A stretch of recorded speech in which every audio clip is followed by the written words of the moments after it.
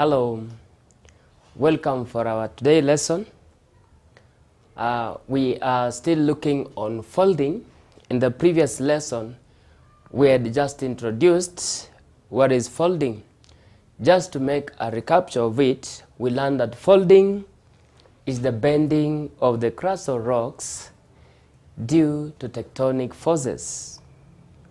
Under this distortion, we learned that it makes the rocks to bend upwards or downwards, and this process occurs mainly on the young sedimentary rocks. We call also them semi-elastic rocks. They have an ability to have a plastic-like characteristic because they are very young rocks.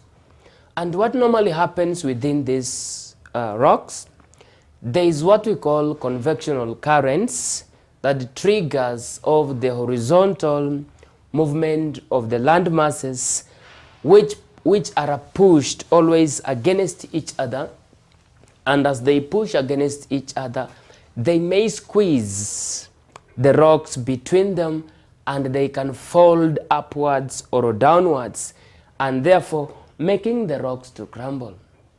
That is what we also learned in the last lesson. Also, we discovered that during the crumbling of the rocks, there is an uplifted part that is known as the crest, and the downthrown fold is also known as the trough, or is also called the syncline. When you look at the bottommost part of the syncline, you can also refer to it as a trough. As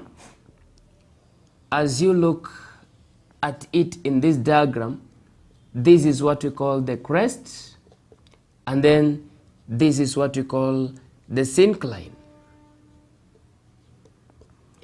That is an assumption we had discovered when the rocks crumble or when they are squeezed together by the compressional forces.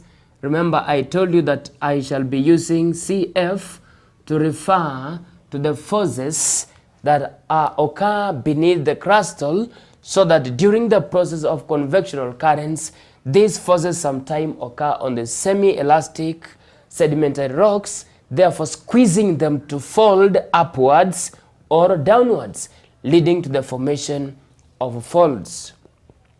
That is what we learned in the previous part as the introductory part of folding. Today we are going to measure mostly into the various types of folds. As I had reminded us, we have actually various types of folds that are formed as a result of folding.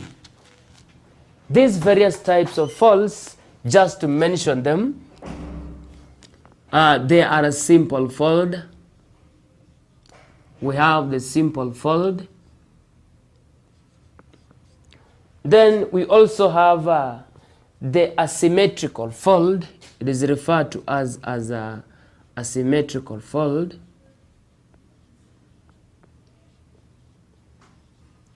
We have a symmetrical fold. We also have an overfold.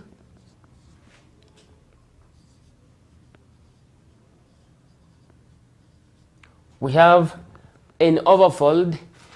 You can also remind as another one, there is what you call an overtrust.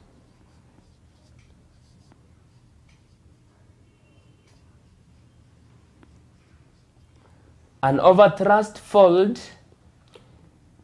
And we also have the anticlinorium and the synclinorium folds.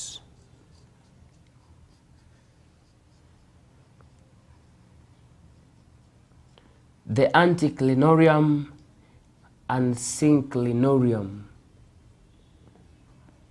Synclinorium fold, because they have also formed a complex base of the folds.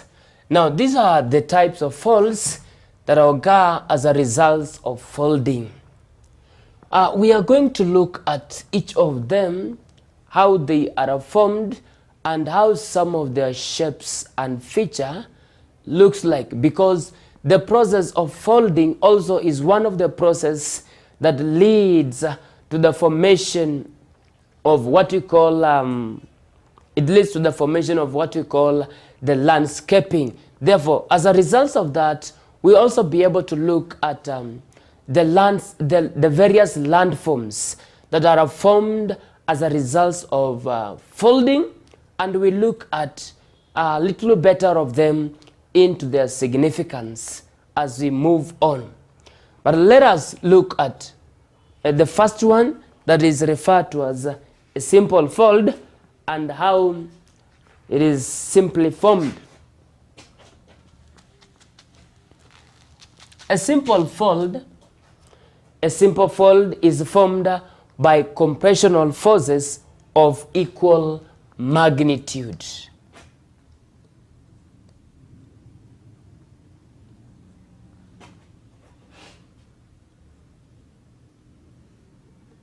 It is formed by compressional forces of equal magnitude.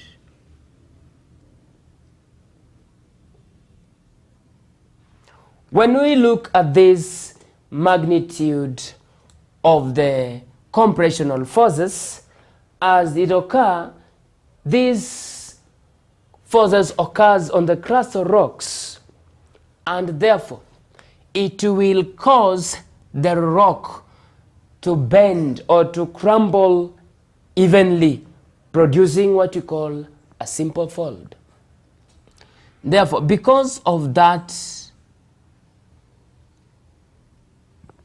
equal magnitude, because of the equal magnitude of the compressional forces, you will find that it will lead to the formation of a very simple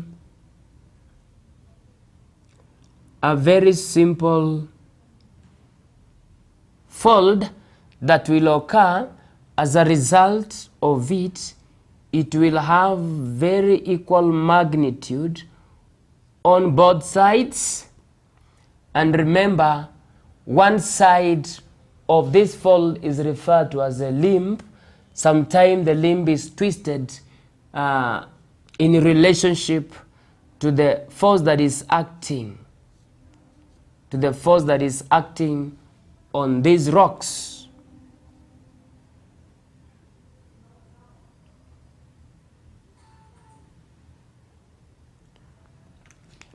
This one just represents the layers of the crustal rocks which have been subjected to the equal magnitude of the compressional forces.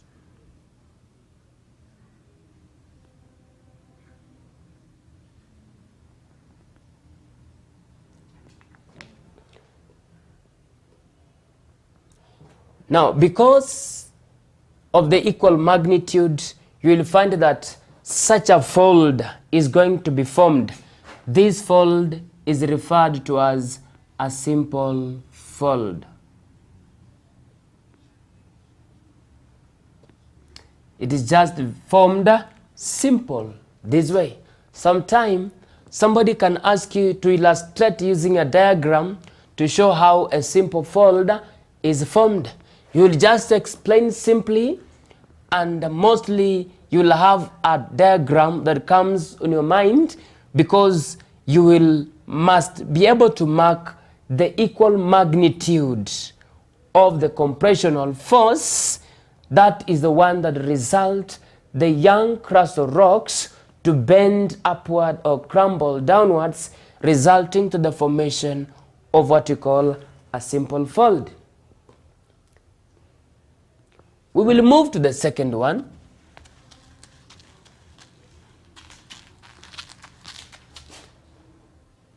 The second one is referred to as a symmetrical fold.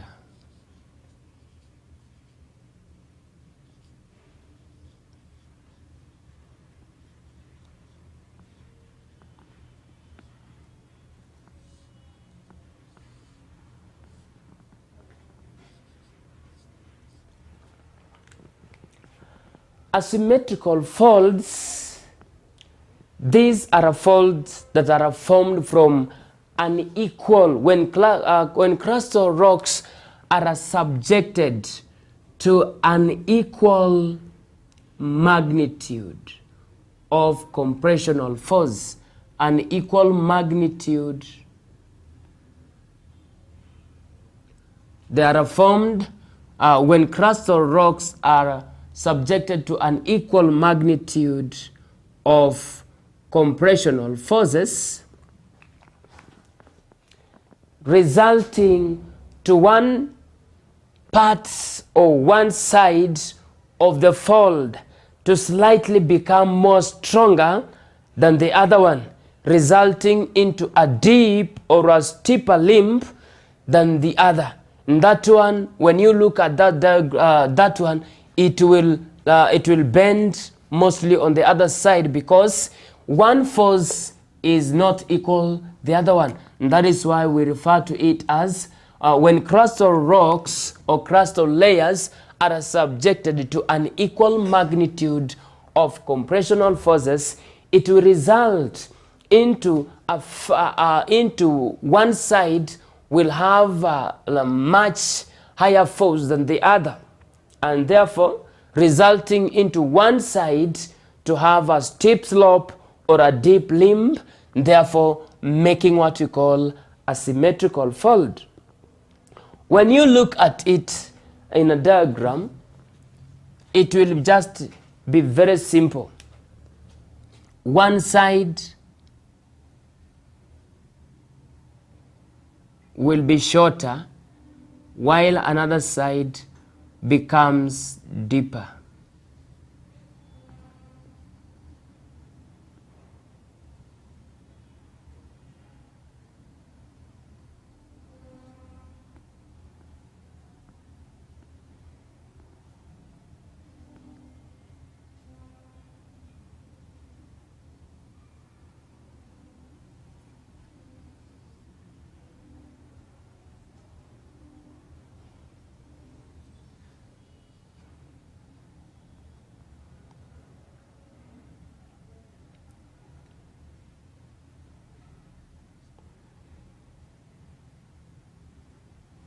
Therefore, when you look at some of these crustal layers, when they are subjected to compressional forces of an equal magnitude, you will find them having a different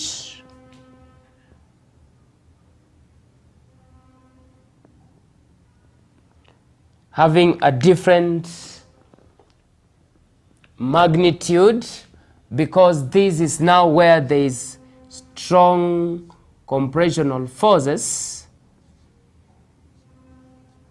and this one is at least lighter compressional forces, therefore making this part to be a deep or making it a deep limb. We refer to it as a deep limb that is more gentler. And then having it, there is what will always show us that this has been formed as a result of an equal magnitude of the forces. Therefore, when you look at, you place at this axis, there is an angle that will always guide us. When you look at the axis placed against this, you will have one side that is having a very shorter limb,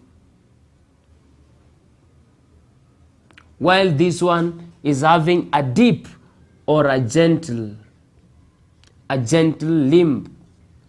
Therefore, this is what may be found on the earth crust as a result of crustal layers of rocks have been subjected to an equal magnitude of compressional forces, and therefore they will lead to the formation of such a type of fold that we refer to it as a symmetrical fold. Some of these landscapes are found on earth crust. Let's move on and look at the other one. The other one is referred to as an overfold.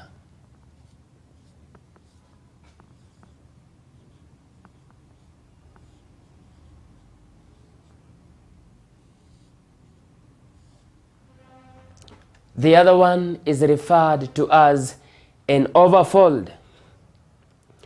Overfold are symmetrical folds which are caused by very strong force pushing against a very resistant force, which result into one side of the limb overfolding on top of the other.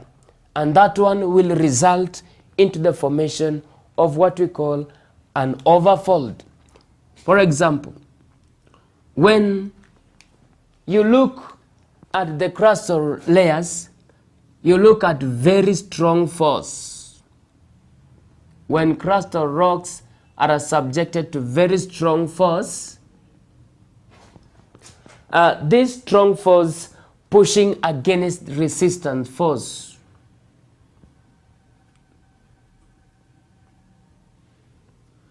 The strong force are pushing against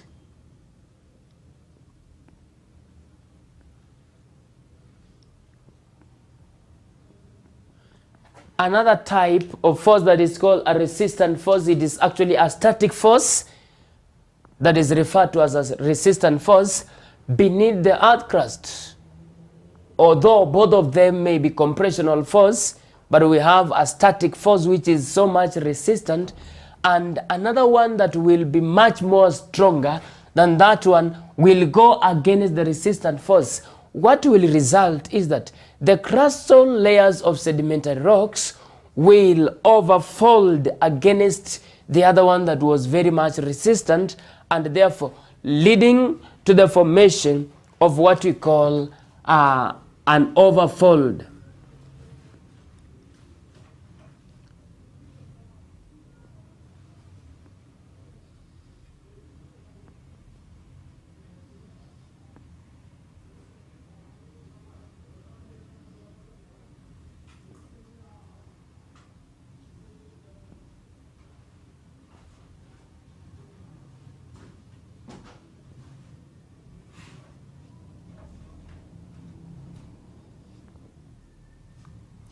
There was a static force somewhere here.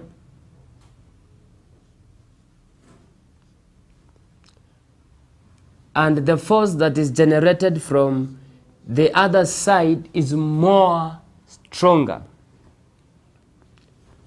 As a result of that, it is going to lead to the formation of what we call an overfold, because where there is a stronger force, there is always an overriding force that will overcome another one. This will result into a future or a landform that is going to be shaped in this manner that is referred to as an overfold. Remember, these are just compressional forces. They are trying to act. And this one is the force that is much stronger. The stronger force now will cause the crustal layers of rocks to override against the other one, and therefore look at this. This fold is almost overriding, is overfolding against the one that was so much resistant, and therefore this may result into the formation of another type of fold that is referred to as an overfold. As we move on, seemingly these compressional forces have an effect on the crustal layers of rocks. Indeed, because there are various landforms or types of fold that are resulting in this. What about an overtrust?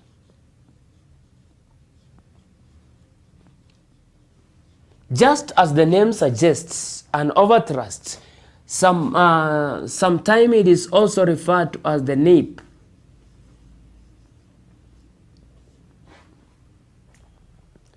Is referred to as the nape. Has an origin of a French word which is referred to as a cover sheet.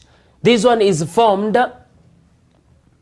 when there is a great pressure that is subjected on the crust or layers of rocks, therefore causing some parts of the rocks to be distorted, or they are fracturing along their axis, actually on its upper limb.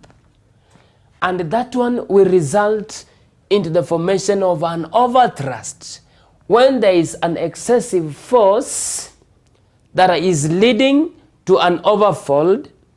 Therefore, there is much more stronger force that will lead to that overfold either to crack or fracture, or is going to be distorted, the downslope and along its axial parts, therefore making another landform or another type of fold that is referred to as the nape or an overthrust.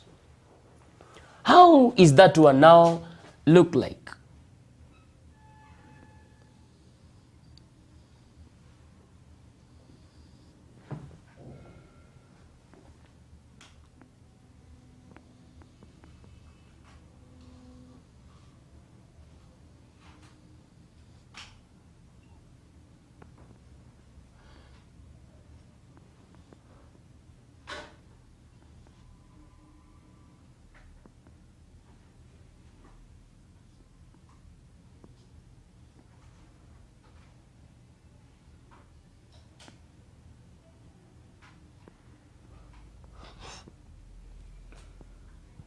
Therefore, when you are very careful, some of the crustal layers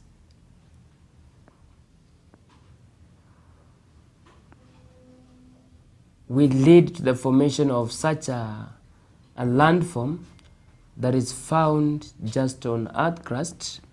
As a result of it, this is what we call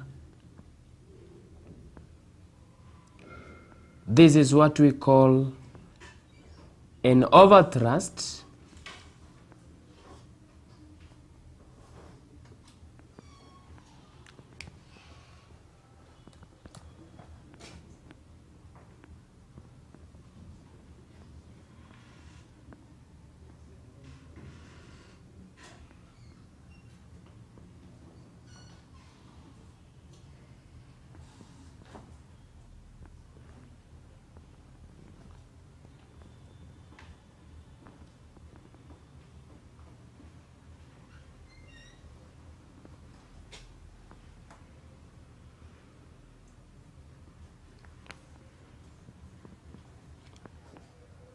Therefore, leading to the formation of another type of a fold.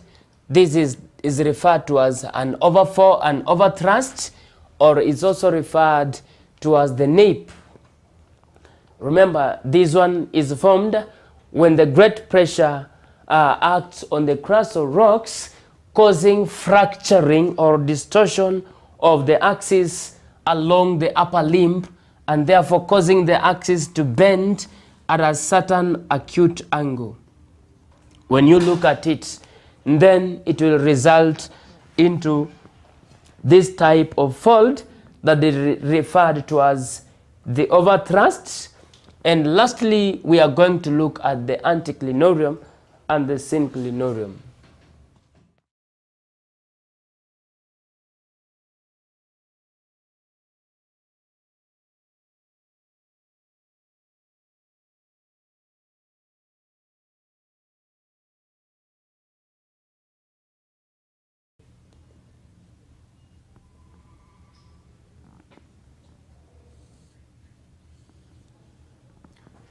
The anticlinorium and synclinorium fold, or it's a complex.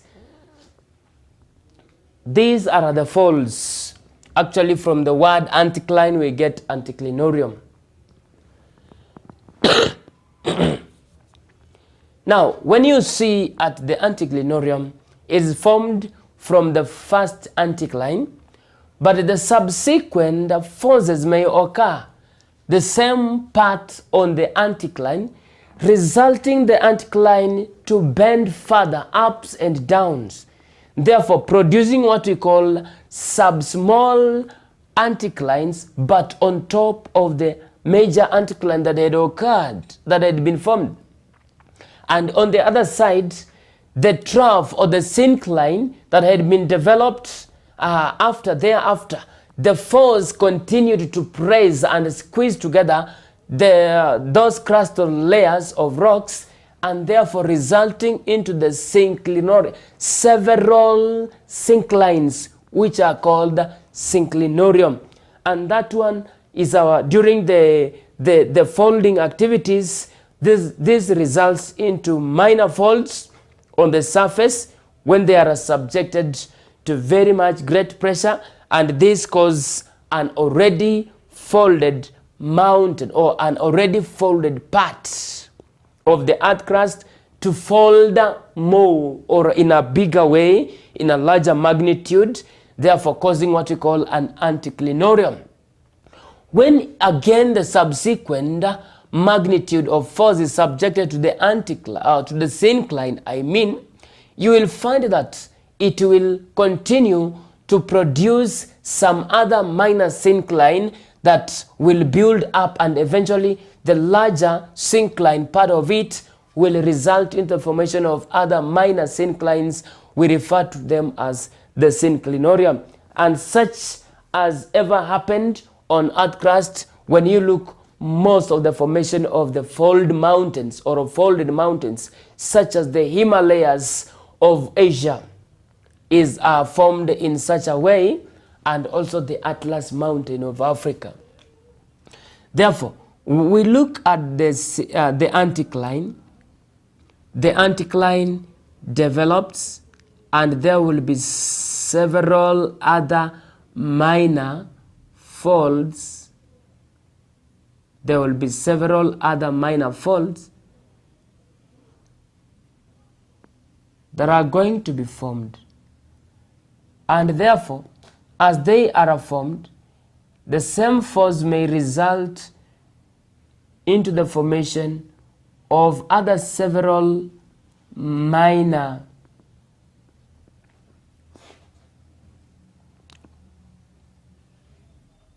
synclines that will result in the formation of such features that are going to cause the crustal rocks to be distorted in this manner, leading to the formation of a complex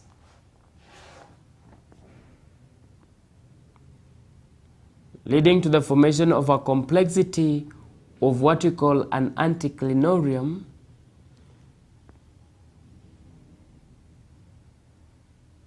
and the synclinorium complex, and they become another type of folds that could be able to mark our fifth part of fold, type of fold, that will always be resulted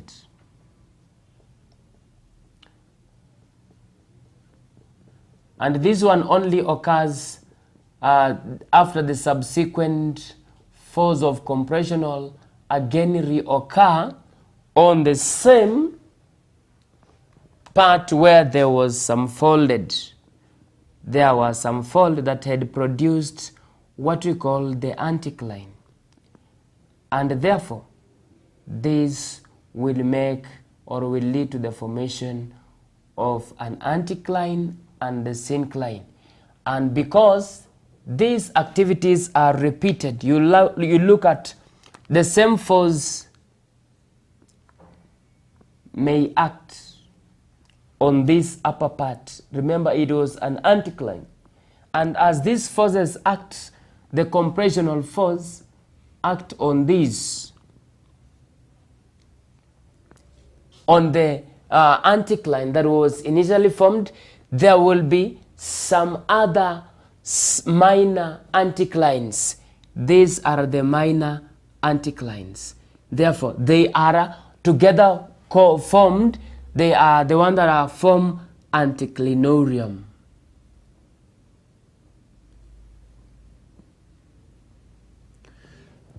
We refer to them as anticlinorium, and then these are the syncline that have developed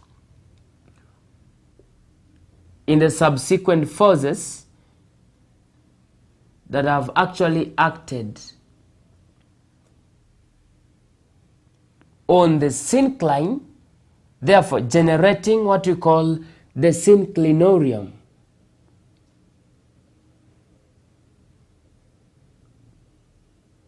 Generating what we call the synclinorium folds. Therefore, both of them, when we put them together, they will lead to the formation of what we call the anticlinorium and the synclinorium fold.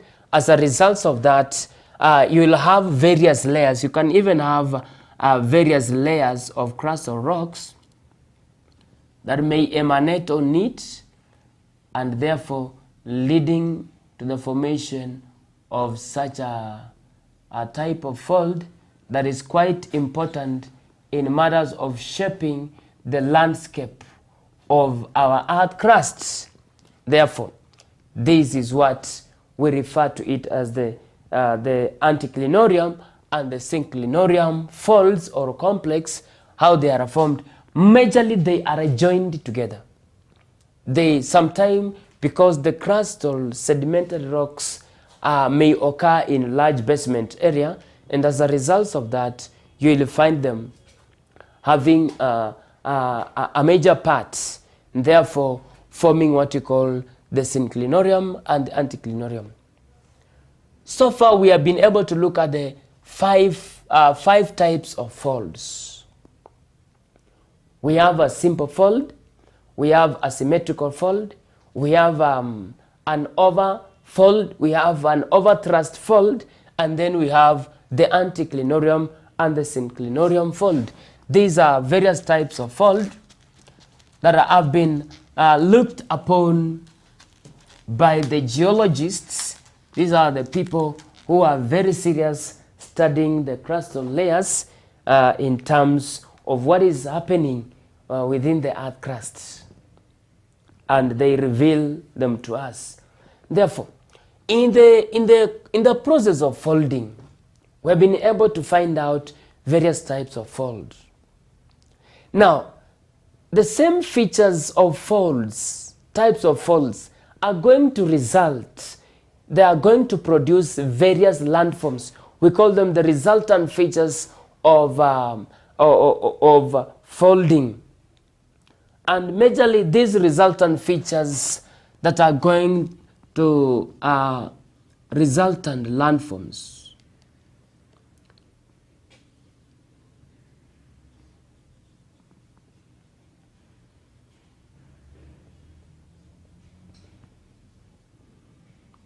Remember, folding is the process of bending of rocks, crustal rocks, leading to the formation of various types of folds.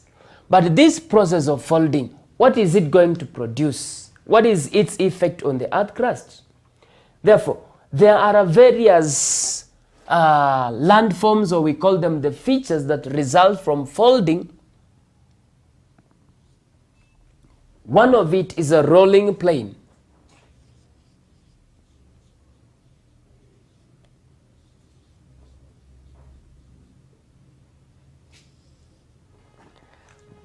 Rolling plains. And the plain is a low-lying and a relatively lowland that has been transformed into a rolling plain. If the compressional forces were very weak enough and the landscape turned into a gentle sloping land that is very wide, it will produce what we call a rolling plain. And if this rolling plain is the one that is going to hold on what we call now during the volcanic activity, when the lava is going to flow on this rolling plain, you will find that it's going to lead to the formation of a very rich volcanic soil in areas of rolling plain, which provides a gentle slope or almost gentle slope area where mechanized farming can be practiced, especially on large scales. And such of these is majorly found in Canada. Some of the rolling plains we can be able to see that have been formed as a result of some mountains on the opposite side of Canada. We have some ranges of mountains that are referred to as the Rocky Mountains and also the Appalachians. Therefore, there is a rolling plain between the Rocky Mountains and the Appalachians Mountain that is found in Canada. Therefore, it will result into a low-lying plain that is referred to as a rolling plain. And the rolling plain can be of very significant. I've already shown you one of its significance. Another feature away from the rolling plain, we may also have what you call fold mountains.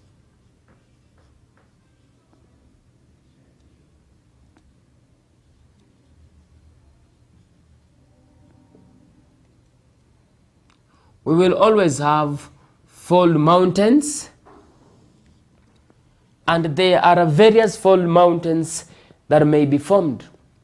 When you study at the global or the world distribution of mountains, some of the world's highest mountains have been recognized to have been caused by the folding processes.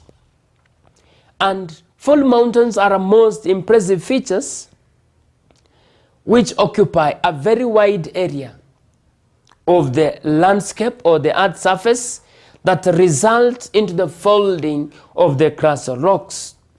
Just to give examples of various fold mountains all over the world, we have in Europe we have a mountain that is referred to as the Alps. In Africa we have what we call the Atlas. And then we also have the Himalayas. This one, the Himalaya ranges, which are found in Asia.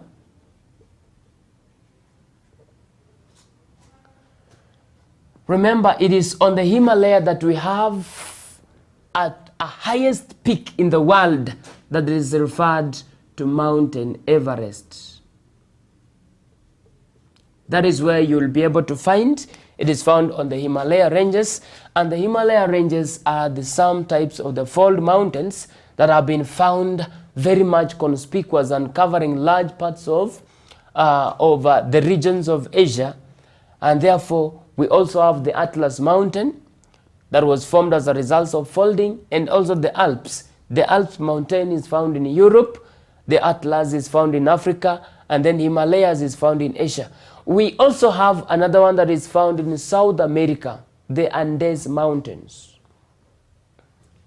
And these mountains are of very much great value in the process of their formation. We also have other features that may result also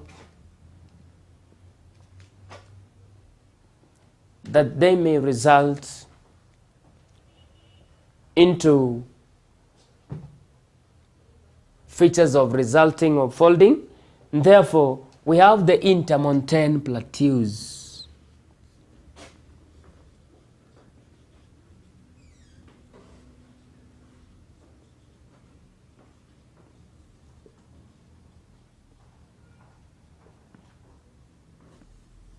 We also have what we call the Intermountain Plateaus, and this one you'll be able to understand. An Intermountain Plateau is a leveled land that is found between the mountains, almost similar to a rolling plain, but Intermountain Plateau is found between two separate mountains that may be found in the same regions. And this is formed when the edges of rocks lead to the formation of the mountain, but the middle ground remained unaffected. That one will lead to the formation of an intermountain plateau, such as the one that is found. We have various examples of the intermountain plateaus. The one that is found in Bolivia, that one is in South America.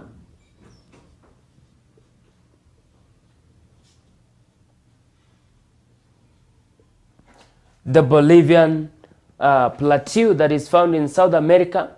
We also have Tibetan plateau that is found in Asia. That is along the Mount Tibesti.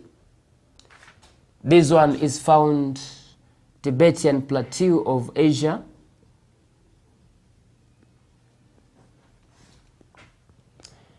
And also we have another one that is found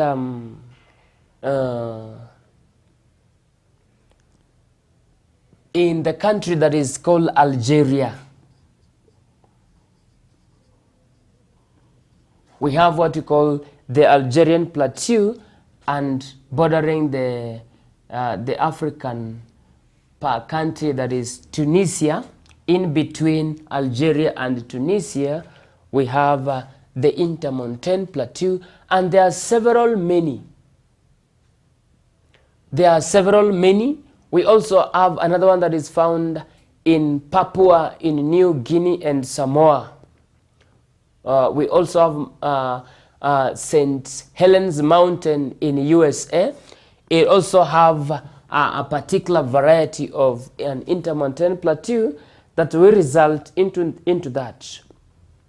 That one will lead, as these are most of the three features, which will result into the process of folding majorly. We have others such as the escapement,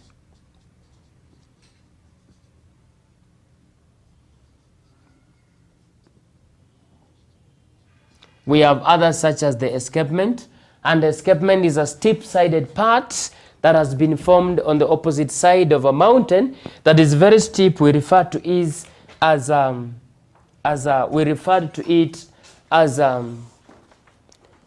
escapement. We mostly learned an escapement while we were looking at faulting.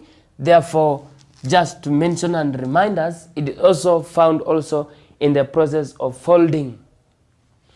And therefore, this will lead us to look into the significance. Will help us to look into the significance or the effects of folding on human activities. Especially when we study folding, we have to look at the significance.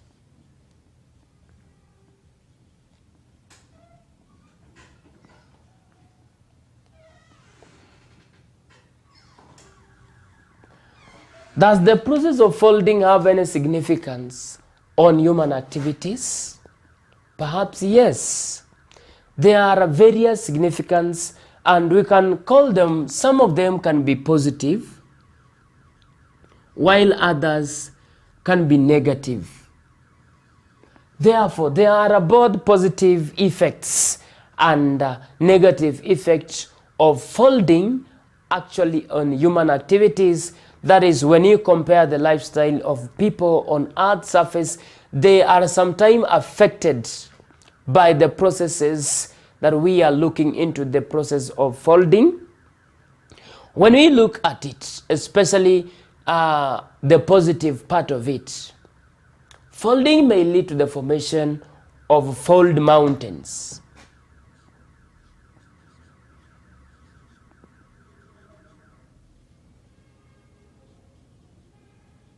Therefore, when folding leads to the formation of fold mountains, or fold mountains are formed.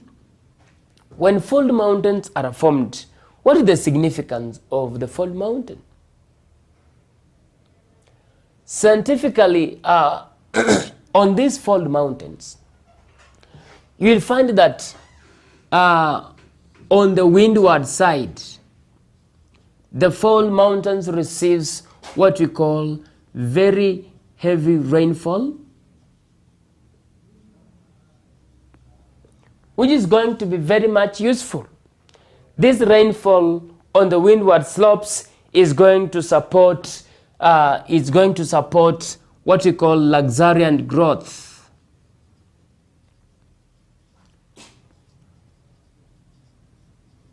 Luxuriant growth of vegetation,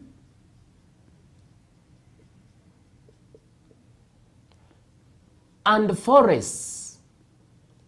Actually, most of the forests thrive well in areas that receives very heavy rainfall. Therefore, these forests are of very much significant to human activities, because forests also become a natural resource.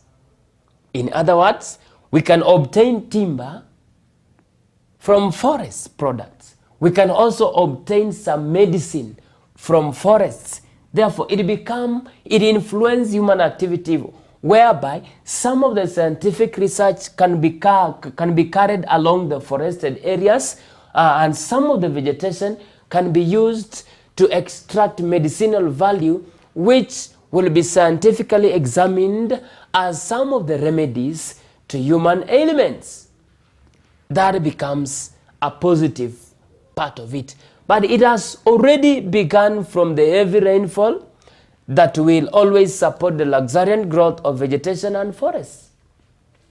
Away from that, the heavy rainfall that is formed along this area forms what we call the catchment areas. The catchment areas of water. Look at water.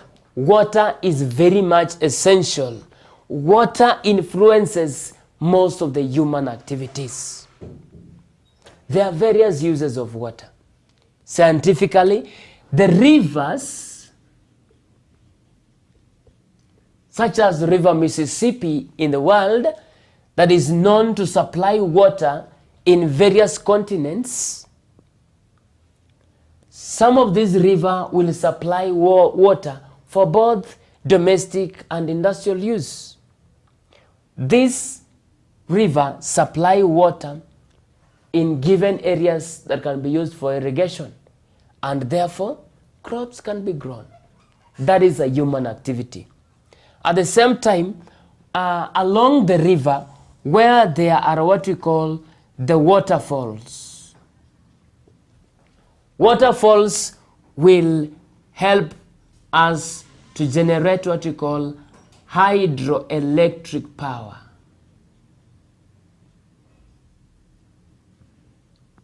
And this one is a source of energy. Hydroelectric power becomes a source of energy that is going to help us to run some of the industries that require industrial energy. Therefore, industrial energy is obtained from the hydroelectric power that is harnessed from the rivers that have the waterfalls. And this becomes a positive effect.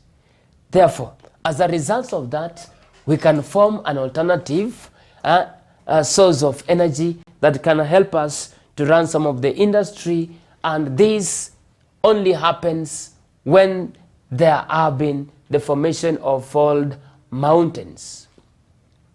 It is quite fascinating.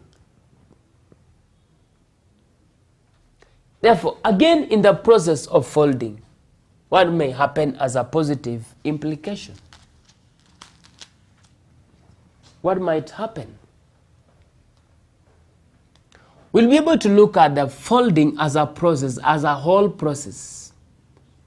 Remember, leading to the formation of various types of folds and other landforms, other features such as fold mountains, intermountain plateaus, and rolling plains. Folding as a whole process may lead to bringing minerals nearer the Earth's surface. Bringing minerals nearer the Earth's surface.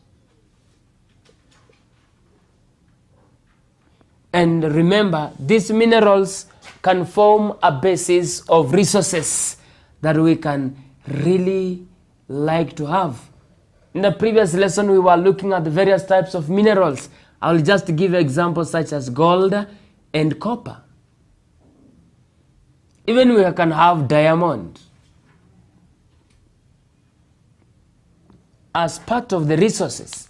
Therefore, they form natural resources that can be exploited for various purposes.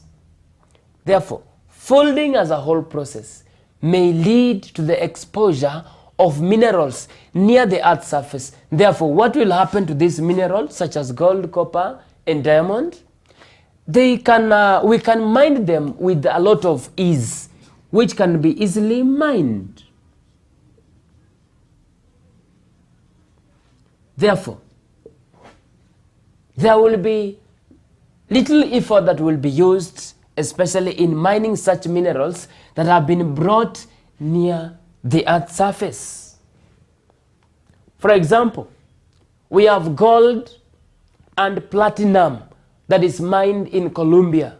We also have copper and tin, which is found in Bolivia. We also have silver that is found in Peru, that is along the Andes Mountains that are found in South America. Therefore, that becomes very essential when folding processes occurs. They cause some of the minerals to be brought near the Earth's surface. Therefore, these minerals can be easily be mined. Therefore, extraction of these minerals become more simple. Again, we can also look into other parts that is still very positive to human activities. During folding, there are some fossil fuels that are mainly found that are folded along the sedimentary rocks. We have what we call the fossil fuel.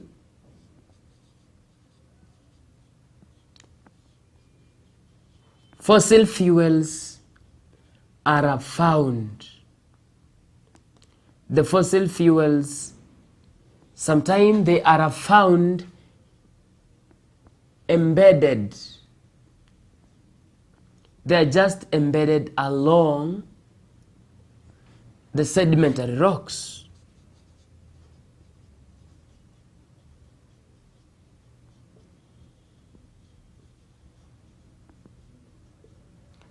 In the previous lesson, in the previous year, actually, we looked at the formation of the sedimentary rocks in length. But now, the important part of it, we are looking at the fossil fuel, such as petroleum.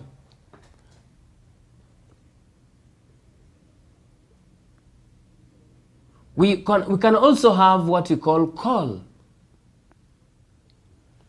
These fossil fuel are very much important. They are always drilled to supply the world or some different countries with energy to propel their motor vehicles in various places. Therefore, these are the resultant features which we'll be able to look at it, which is very much positive. And again, in the long run, the fold mountains provide very beautiful and unique scenery that promote tourism in given countries. For example, the mountains, the fold mountains that we have already explored, the Atlas Mountain, the Alps mountain, the Himalaya ranges, they attract tourists from other nations, that is worldwide.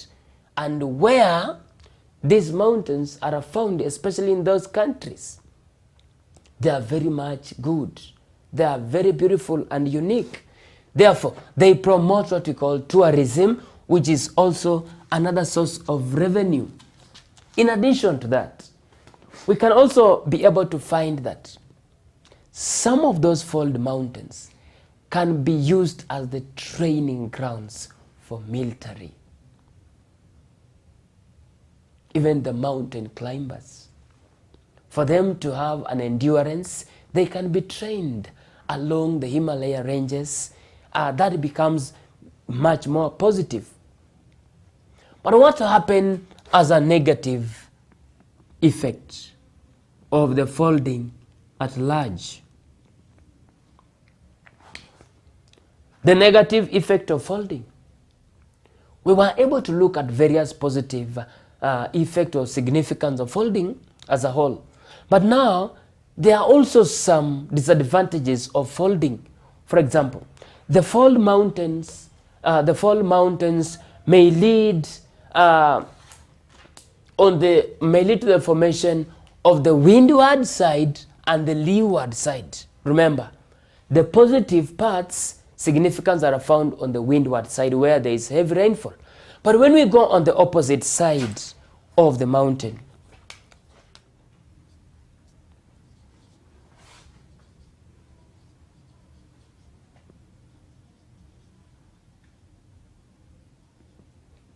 this is the windward side where we have always the warm rising wind, and then always on the windward side we shall have a very dry descending, a very hot and dry descending wind on the leeward side. What is going to happen on the leeward side? There is going to be temperature inversion, which is going to cause cold descending air that is referred to as katabatic wind, that are going to descend. These are the wind that descends along downhill the mountain, and in the area where they are actually going to blow or move, they are going to cause a drying effect along the slopes and the adjacent environment, and that one may not be very good, does not encourage actually human settlement, and even some of the farming activities may not take place in such areas. Therefore, the regions may remain dry, and that becomes negative. Therefore, that only people can survive in those regions by adapting what you call irrigation. But sometimes to move water on this side to the opposite side becomes a problem. It requires a lot of consolidated effects and strength. We also have, during folding mountains, we'll have the crustal rocks are weakened by the compressional forces. And this one develop what you call the faulting. This one develop faulting now as a negative effect. Therefore, what are we obtaining here? Also, folding may result into what we call faulting. And here there is a difference. Folding is the bending of the crustal rocks, while faulting is fracturing or splitting. Fracturing of rocks. Therefore, faulting will result into the formation of single cracks on the earth's surface that are, when we have multiple cracks, we refer to them as fissures or multiple crevices. In volcanicity, we were able to call them fissures. Therefore, these are some of the effects that can be both positive and negative effects of folding. Therefore, as a result of that, we are able to look into various landforms that have been formed as a result of folding, and therefore there are so many positive significance that are attached to it when we have the right and the proper mind. But also we have the negative effects of folding, which may lead to triggering of the faulting, which leads to the fracturing of the crust or rocks. And as a result of that, we will be able to have seen various landforms that have been formed on the Earth's surface. We have been able to look at folding exhaustively. In the next lesson, we shall be able to look at the